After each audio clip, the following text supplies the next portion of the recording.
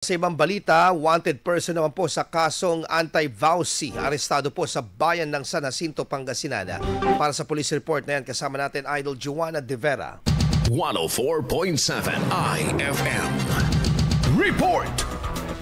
Himas rehas ngayon ang isang lalaki na itinuturing na wanted person matapos na mahuli ng otoridad sa San Jacinto, Pangasinan. Kinilala ang akusado na isang 54 anyos na lalaki at tubong Victoria Tarlac. Inaresto ang akusado sa bisa ng isang warrant of arrest kung saan nahaharap sa kasong paglabag sa Republic Act 9262 or Anti-Violence Against Women and Their Children at may kaukulang piyansa na nagkakahalaga ng nasa 72,000 pesos. Sa ngayon ay nasa ilalim na ito ng kustodiya ng PNP San Jacinto upang makuhaan na rin ng impormasyon at dokumentasyon. Kasama mula rito sa IFM Dagupan, ito si Idol Joanna De Vera, Tatak IFM.